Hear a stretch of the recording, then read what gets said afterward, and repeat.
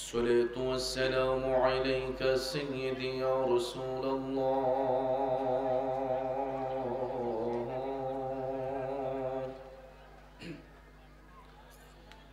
الصلاة والسلام عليك سيدي يا حبيب الله. الصلاة والسلام عليك سيدي يا شفيع المذنبين. الصلاة والسلام عليك يا رحمة للعالمين. اللهم صل على سيدنا مولانا محمد وعلى سيدنا مولانا।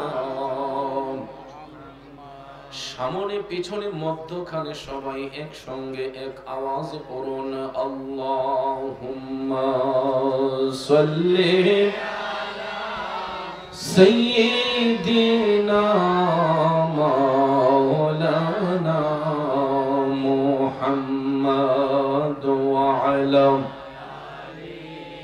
সাইয়্যিদিনা মাওলানা। ও যুবক বন্ধুরা, আমার বাবাজিরা, দরুদ শরীফ পড়লে লাভ হয় নাকি লস হয়? আমরা নবীর দিদার চাই কি চাই না? তাইলে শুনেন বন্ধু, শুনেন, দরুদ শরীফ এমন একটা ফজিলতময় আমল, দরুদ শরীফ পড়লে দয়াল নবীর দিদার নসিব হয়। আব্বারে, দরুদ শরীফ পড়তে কোনো টাকা পয়সার প্রয়োজন হয় না, অর্থ সম্পদের প্রয়োজন হয় না। শুধুমাত্র সহি নিয়তে জবান থেকে আমার নবীর দুরূদ শরীফ ইখলাসের নিয়তে পড়লে নবীজির দিদার নসিব হয়ে যাবে। তাইলে বলুন, নবীর মহব্বতে দুরূদ শরীফের আওয়াজ আস্তে হবে নাকি জোরে হবে? তাইলে কণ্ঠটা বড় করে দিয়া সবাই বুলন্দ আওয়াজে পড়ুন আল্লাহুম্মা সাল্লি আলা সাইয়্যিদিনা محمد وعلى سيدنا مولانا। একটা জবানও বন্ধ রাখবেন না, জবান খুলে উচ্চ স্বরে বলুন আল্লাহু আকবার। আর একটু মায়ার সুরে বলি ইয়া রাসূলুল্লাহ। বিসমিল্লাহির রহমানির রহিম।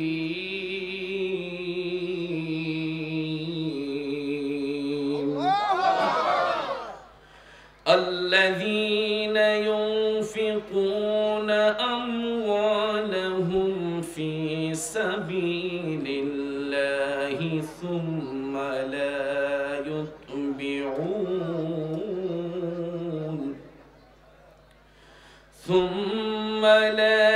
يتبعون ما أنفقوا منا ولا أذى لهم أجرهم عند ربهم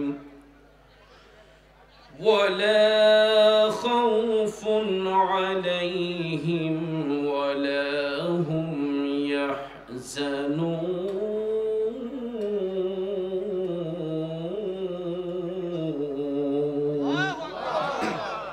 صدق الله العظيم وصدق رسوله النبي الحبيب الكريم ونحن على ذلك من الشاهدين والشاكرين والحمد لله رب العالمين। ربي صل وسلم وبارك عليه। মহাগ্রন্থ আল কোরআনুল কারীমের 3 নম্বর পারা সূরা বাকারার 262 নম্বর আয়াতে পাক তেলাওয়াত করেছি। খুব অল্প সময়ে আয়াতে পাকের মূল অর্থ তাফসীরের ভাষায় কিছু আলোচনা এসেছে, এইগুলো উপস্থাপন করে মিলাদ শরীফ হবে, জিকিরের তালিম হবে, পরিশেষে মোনাজাতের মাধ্যমে আওলাদুর রাসূল আমাদেরকে নিয়ে মোনাজাত করবেন। মোনাজাতের মাধ্যমে আমরা সকলেই আপন আপন বাড়িতে যাব। আল্লাহ পাক যেন শেষ মোনাজাত পর্যন্ত আমাদের সকলকে ধৈর্যের সহিত বসার সুযোগ দান করেন। আমরা সকলে বলি আমিন। আর একটু জোরে বলি আমিন। প্রিয় ভাইয়ের আমার, আপনারা বলুন, ইজ্জত এবং সম্মানের মালিক কে? আল্লাহ। ধন সম্পদ দেওয়ার মালিক কে?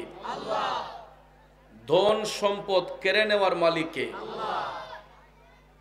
আমাদের দেশে কিছু কিছু মানুষ,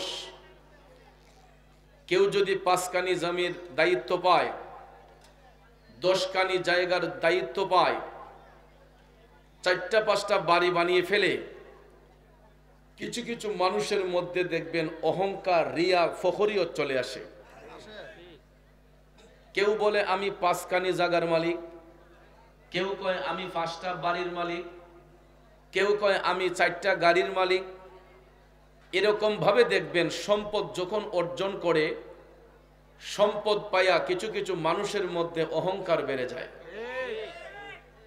আবার কিছু কিছু মানুষ সম্পদশালী হলে এদের মনটা আল্লাহর রাস্তায় উদার হয়ে যায়।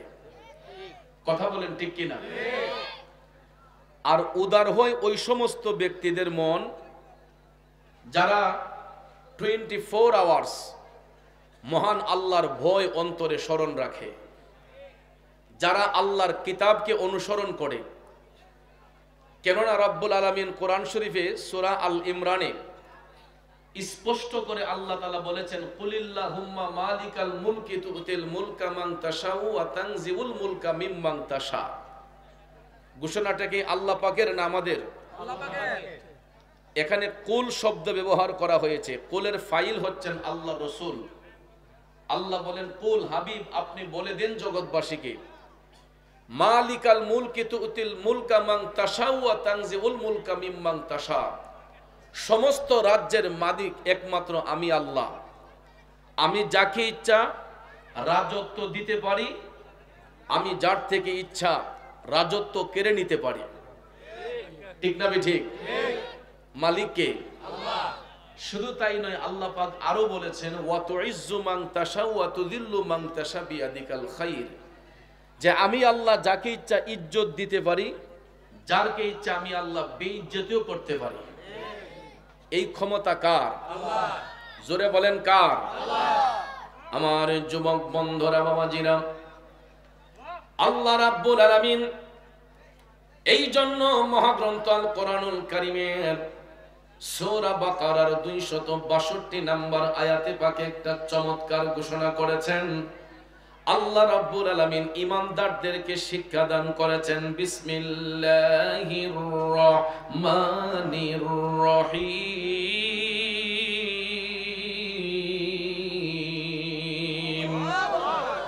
আল্লাযীনা ইউনফিকুনা আমওয়ালাহুম ফি সাবিলিল্লাহি সুম্মা لا يتبعون ما أنفقوا منا ولا أذى لهم أجرهم عند ربهم ولا خوف عليهم ولا هم يحزنون।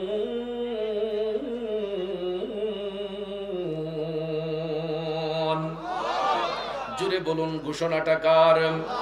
আল্লাহ রাব্বুল আলামিন বলে, ও জগৎবাসীরা, যারা আল্লাহর পথে নিজেদের ধন সম্পদ খরচ করে, আল্লাহর পথে নিজেদের ধন সম্পদ ব্যয় করে এবং ব্যয় করার পরে অনুগ্রহের কথা প্রকাশ করে না, ব্যয় করার পরে অনুগ্রহের কথা প্রকাশ করে না।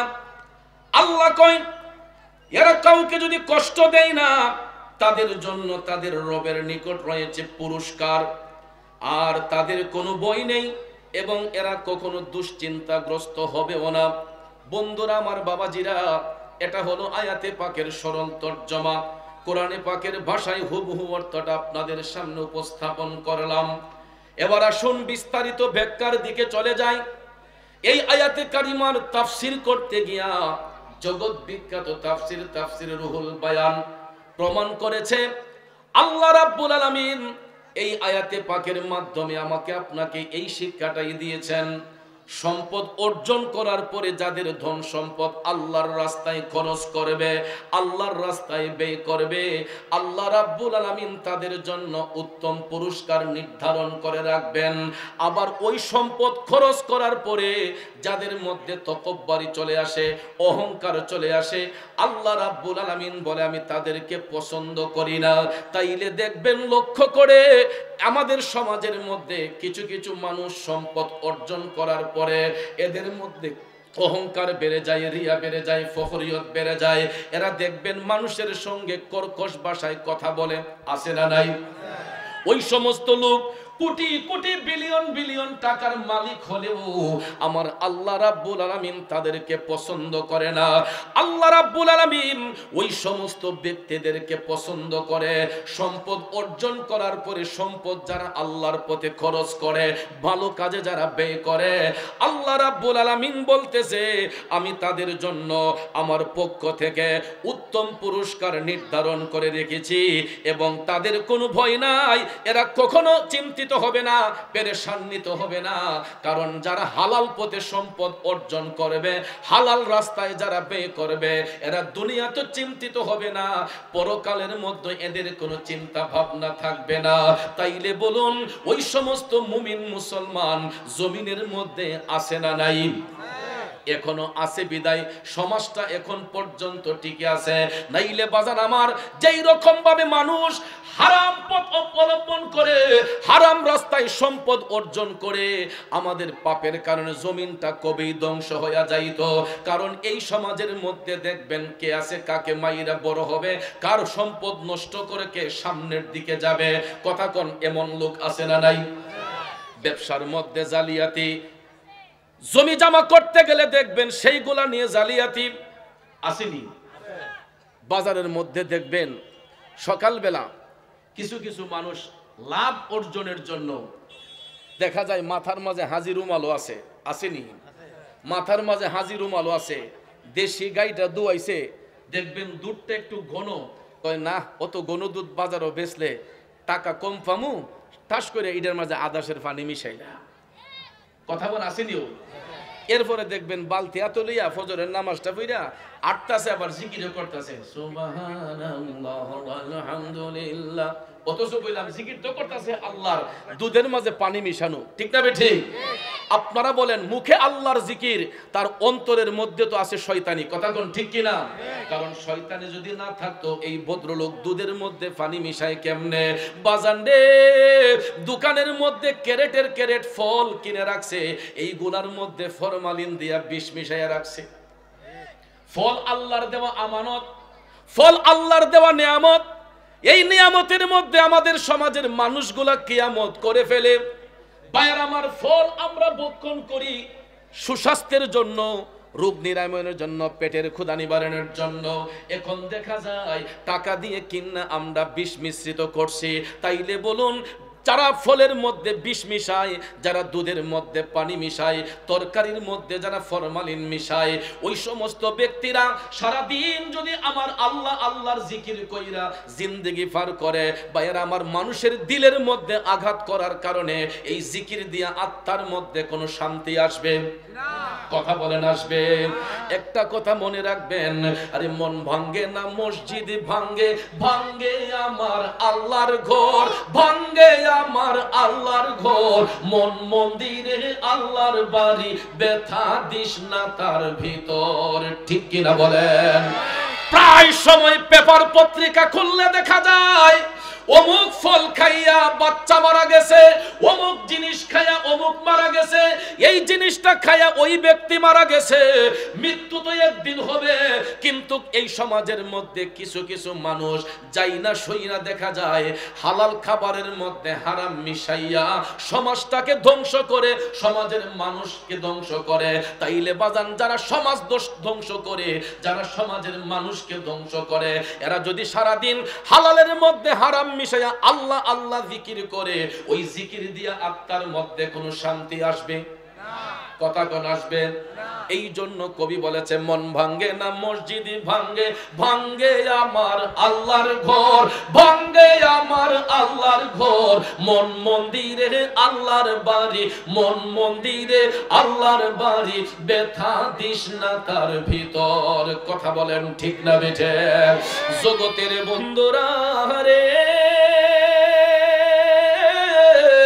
ও মুরব্বী বাবাজিরা, চিটারি বাটপারি কইরা দেখবেন যদিও কেউ সম্পদ অর্জন করে, টাকা পয়সার মালিক হয়, এইগুলা যখন আবার খরচ করতে যায়, এদের উপর যখন যাকাত ফরজ হয়েছে মনে করে, সম্পদ যখন ব্যয় করতে যায়, তখন দেখবেন আর একটা বাটপারি শুরু হয়। এটা কেমনে জানেননি? দেখবেন রমজান মাসে আসলে কিছু কিছু মানুষ এইরকম ছোটখাটো একটা প্যান্ডেল কইরা, দুইটা মাইক টাঙ্গাইয়া বাজারে কাপড়ের দোকান থেকে 1 লক্ষ 2 লক্ষ টাকার কাপড় আনে। এক একটা কাপড়ের পিসের দাম 300 টাকা 400 টাকা, আর ওই কাপড়ের নাম দেয় জাকাতের কাপড়। কথা কোন? কাপড়ের মাঝে নাম দেয় জাকাতের কাপড়। আর মাইক টাঙ্গাইয়া দেখবেন অমুক ধনবান ব্যক্তি, অমুক শিল্পপতি, উনি জাকাতের কাপড় বন্টন করবেন, যাদের কাপড়ের প্রয়োজন আছে আপনারা লাইন ধরে দাঁড়িয়ে যান। এরপরে দেখবেন কিছু কিছু গরিব মানুষ, অসহায় মানুষ, এরা যদিও ওই কাপড়গুলা নিতে আসে, নিতে আসার পরও কিছু কিছু ভদ্র মানুষ আছে যারা জাকাত খাওয়ার উপযোগী, কিছু কিছু ভদ্র মানুষ আছে, এরা যখন ছবি তুলতে আসে তখন তাদের মুখের মধ্যে মাস্ক লাগাই দেয়। অনেক সময় লজ্জাবোধ করে অনেকে এই টাকাগুলা, ওই কাপড়গুলা নিতেও আসে না।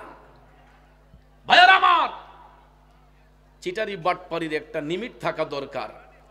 যাকাত দিবেন ভালো কথা, আনুষ্ঠানিকভাবে যাকাত দিবেন কেন? যাকাত এতিম মিসকিনের পাওনা অধিকার, তাদের টাকা তাদের কাছে বুঝাইয়া দিতে হবে। এখানে আবার অনুষ্ঠান কিসের, ছবি কিসের? আপনি এই টাকার মালিক নয়, যদি আপনার মাধ্যমে এই সম্পদ অর্জিত হয়েছে, এটার 40 ভাগের 1 ভাগ এটা এতিম মিসকিনের সম্পদ, আপনি মুক্ত হস্তে এগুলা দিতে হবে।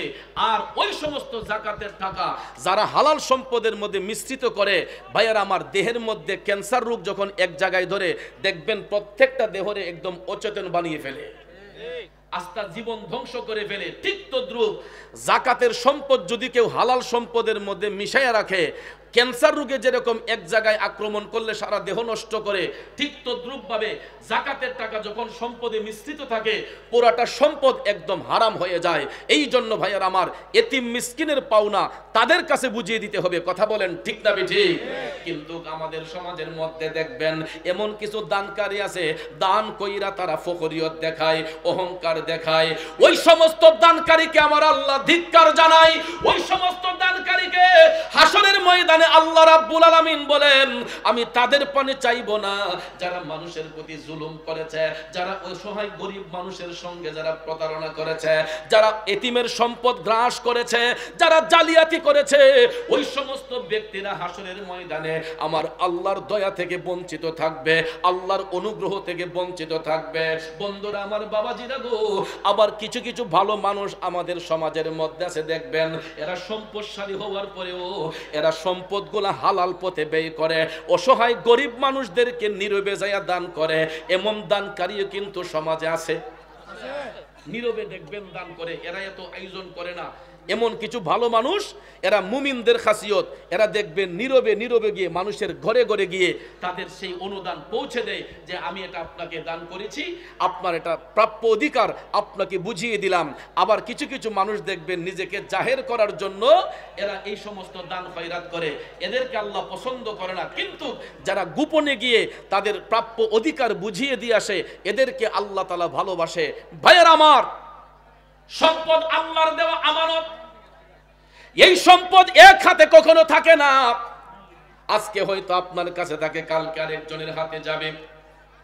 আমাদের সমাজের মধ্যে কিছু কিছু মানুষ দেখবেন রাস্তাঘাটে বৈশা, দোকানপাটে বৈশা আমরা একজন আরেকজন নিয়ে কথা কই যে এর বাপের তো কুস্তা আসিল না, সারা জীবন মুনি দিছে, অহন 5টা বাড়ির মালিক হইছে, 10টা বাড়ির মালিক হইছে।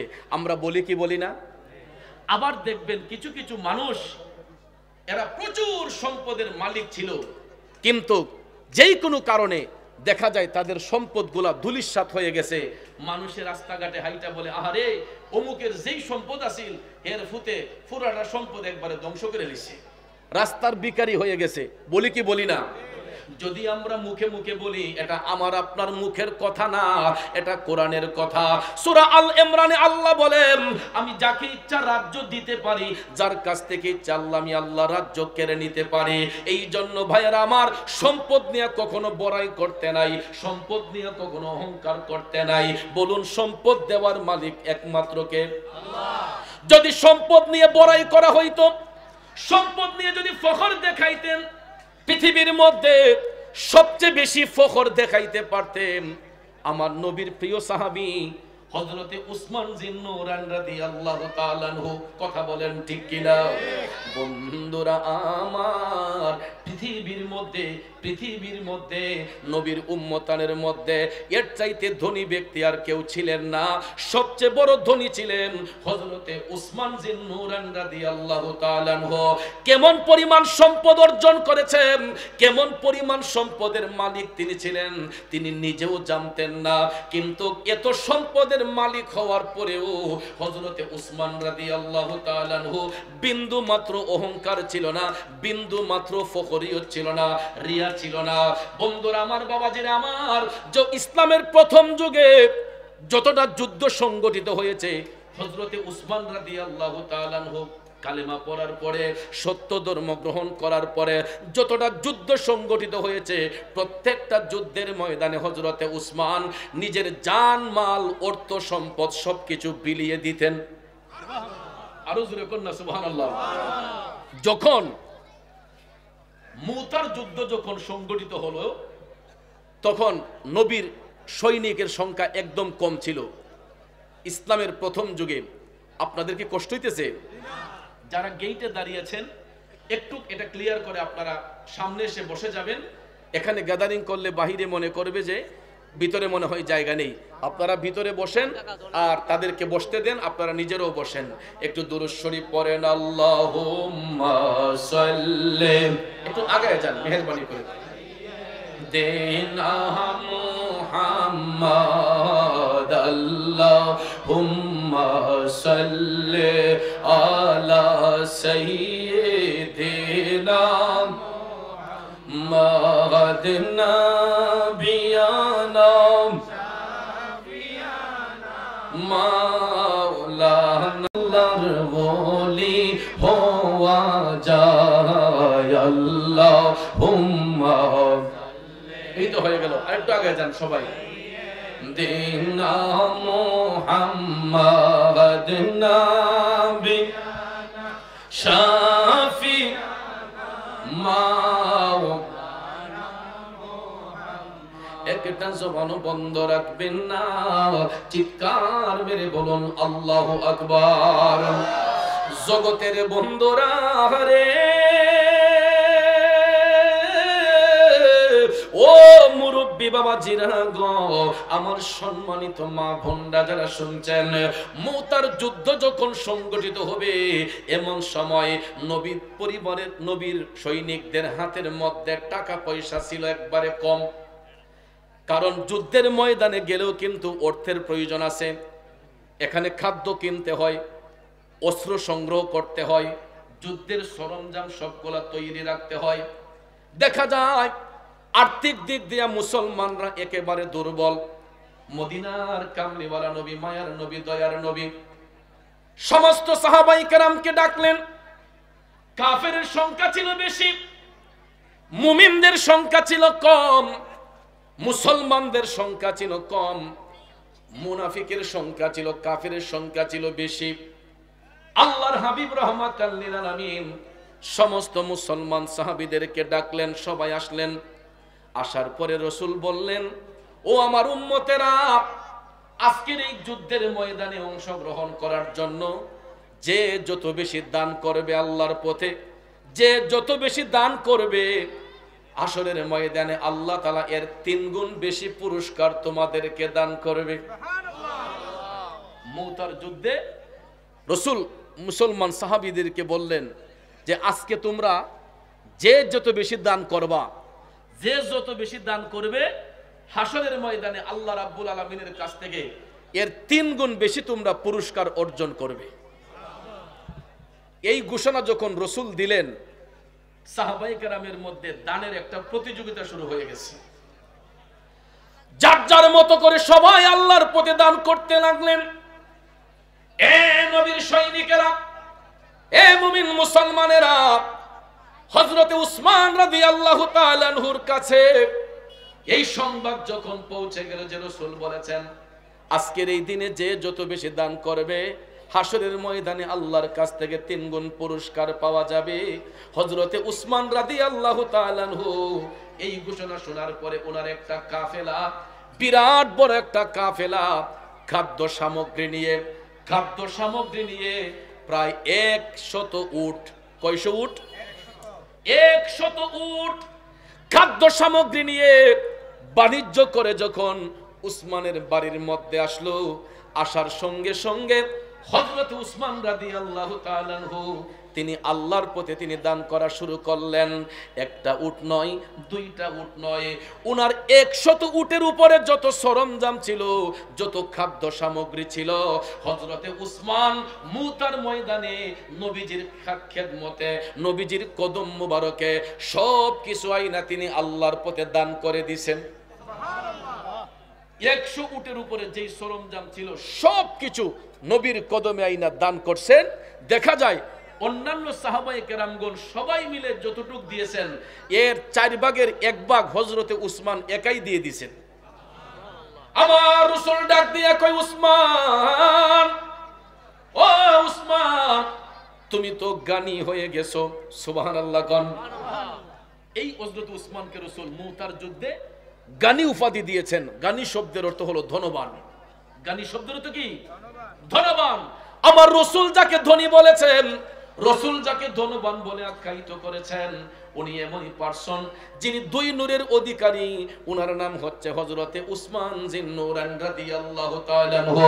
আমার নবী ডাক দিয়া কয়, উসমান রে, তুমি তো জ্ঞানী হয়ে গেছো, তুমি তো ধনী হয়ে গেছো। এত পরিমাণ দান করেছেন হযরত উসমান। তখন ছিল গ্রীষ্মকাল। তখন কি কাল ছিল?